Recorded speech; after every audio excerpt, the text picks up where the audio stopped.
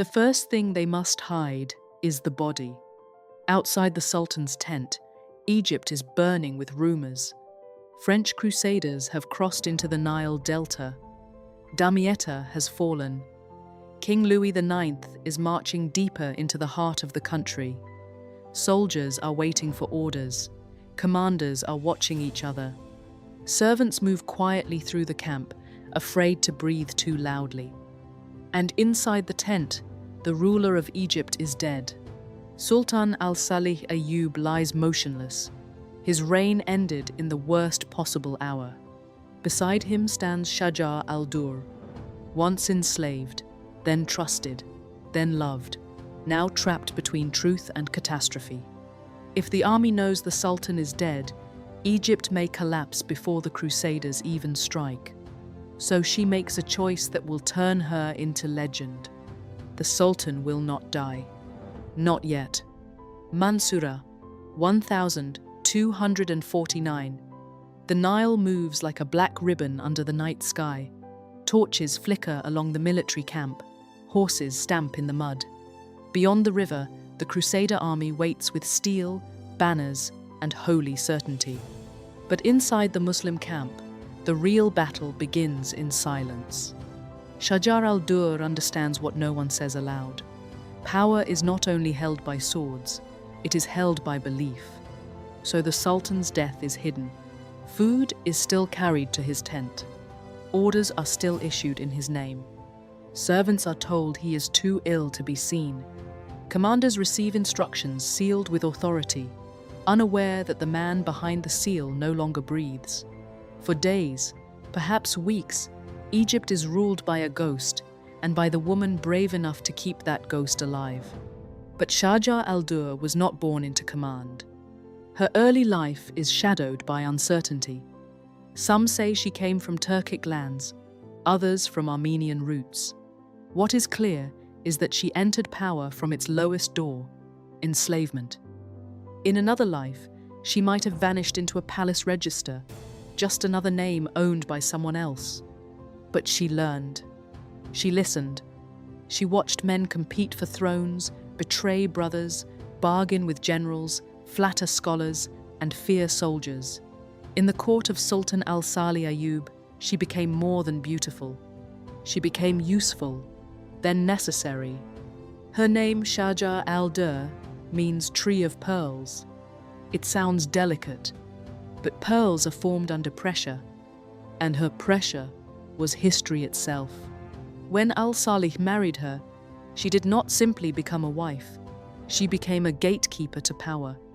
She understood his habits, his fears, his enemies, and the fragile loyalty of the military elite around him. Then the Crusaders arrived. King Louis IX of France came with ships, knights, and a dream of breaking Egypt. Damietta fell, and panic moved through the country like smoke. The Sultan was already ill. The dynasty was fragile. The heir, Turanshah, was far away. And then, in the middle of the crisis, al-Salih died. This is where Shajar al-Durr becomes more than a survivor. She becomes the state. She works with trusted commanders. She sends for Turanshah. She keeps the army from breaking. Every false meal carried into the dead Sultan's tent becomes an act of political theatre. Every decree is a shield against chaos. And at Mansura, Egypt strikes back. The city becomes a trap of narrow streets, river crossings, and sudden violence. Crusader confidence turns into confusion. The Egyptian forces harden.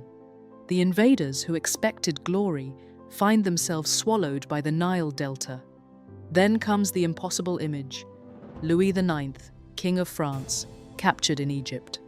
The Crusader dream collapses into ransom negotiations. And behind the formal agreements, behind the male titles and battlefield speeches, two women stand at the edge of history. Shajar al-Durr in Egypt, holding together the victorious side, and Queen Margaret of Provence, trying to protect the defeated French cause. But victory does not bring safety. Turanshah finally arrives to inherit his father's throne.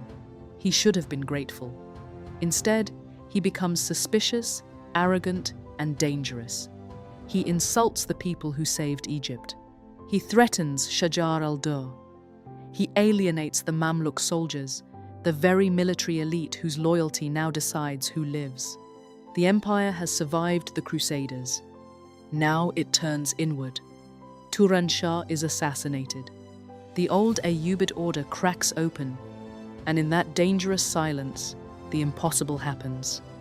Shajar al-Durr is proclaimed ruler, not merely advisor, not merely widow. Sultana, coins are struck in her name. The Friday prayer recognizes her authority through carefully chosen titles. She is called Khalil, mother of Khalil, tying her legitimacy to motherhood, dynasty, and memory. Because in her world, power needs symbols. A throne is not just a chair. It is a performance.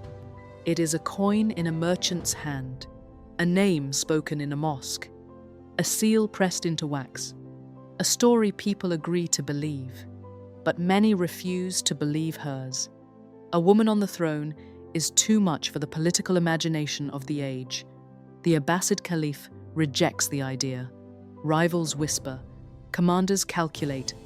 Even victory cannot protect her from the question that follows her everywhere. Who gave this former slave woman the right to rule? So she compromises. She marries Izz al-Din Aybak, a Mamluk commander. He becomes sultan. She steps back, but not away. For years, she remains a force inside the palace. The Citadel of Cairo becomes her world. Stone walls, guarded doors, private messages, and rooms where marriage and politics are the same battlefield. But power shared is rarely power secured. When Aybak seeks another marriage alliance, Shajar al-Durr sees more than betrayal. She sees erasure. A new wife could mean a new power center, a new dynasty, a slow removal from the life she built with calculation, danger, and blood. So once again, she chooses action. Aybak is killed, traditionally in a bath, a private place turned into a political execution chamber. It is the moment her survival instinct becomes fatal ambition. The backlash is immediate. Aybak's supporters rise. Shajar al-Durr is seized. The woman who once hid a sultan's death now cannot hide from her own enemies. Her end is brutal. She is handed over to Aybak's former wife and beaten to death, remembered in some accounts with wooden clogs, ordinary objects turned into instruments of revenge. Her body is thrown from the citadel, as if power itself is trying to reject her. If this story moved you, there are more like it on this channel. Subscribe, and we'll see you in the next one.